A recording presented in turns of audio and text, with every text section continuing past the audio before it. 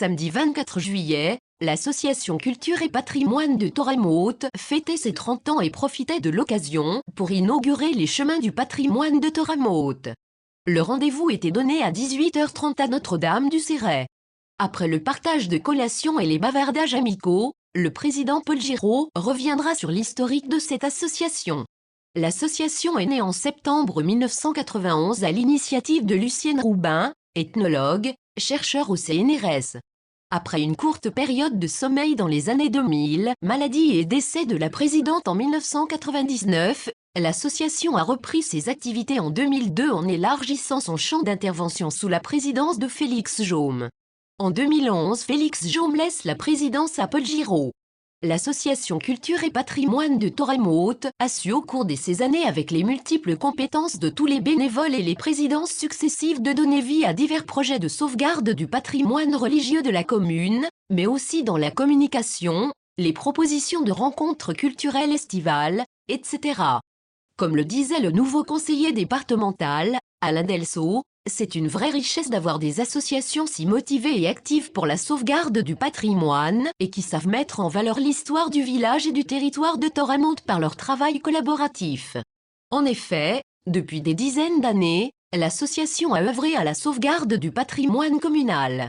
Plus de 1000 heures d'activités bénévoles ont permis la rénovation de chapelles, d'oratoires ou d'autres sites sur la commune, sans autre ressources pécuniaires que les dons ou les cotisations des adhérents. Le président présentait ensuite les travaux effectués pour les chemins du patrimoine de Torremoute. Les premiers panneaux ont été apposés dans le village en 2020, 5 panneaux, et s'est poursuivi en 2021, 7 panneaux. Un travail commun sur l'histoire du village qui demande du temps, des recherches historiques, du savoir-faire multiple et surtout un amour de l'histoire locale, pour la montrer et la raconter. Paul Giraud précisait que l'ensemble de l'investissement était bénévole, ce qui permettait d'avoir un coût global autour de 1000 €. Lors de son allocution, Alain Delceau indiquait que le nouveau conseil départemental allait mettre en place un programme culturel avec l'embauche dans les jours à venir d'une nouvelle directrice de la culture. Cela est de bon augure pour la culture et le patrimoine départemental et pour les associations actives du territoire, qui pourront compter sur le soutien du département en association avec le soutien possible de la région.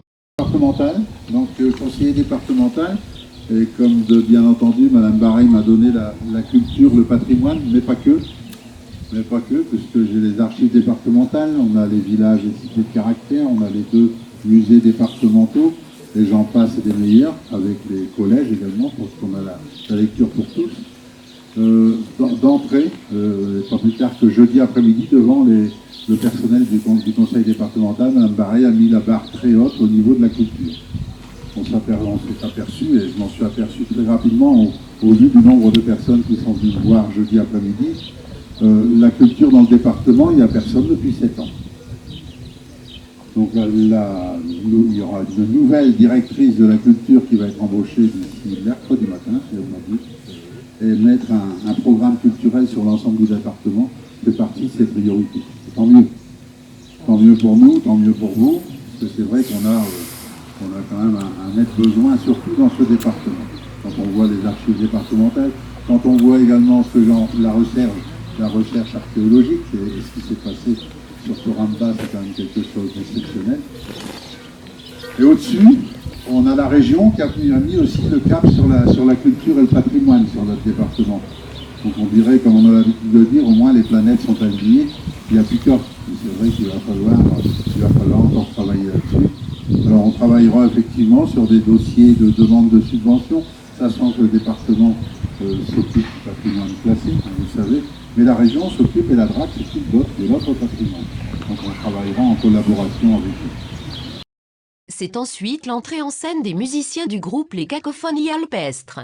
Avant de passer à l'ambiance musicale, Richard Vesco, charpentier passionné de son métier et des bâtiments anciens, intervenait pour dire qu'il était utile lors des travaux sur les bâtiments anciens de mettre l'accent sur la restauration intelligente et respecter les matériaux et le travail des anciens, richesse de nos communes et du territoire de la CC, APV place ensuite à la musique et la bonne humeur.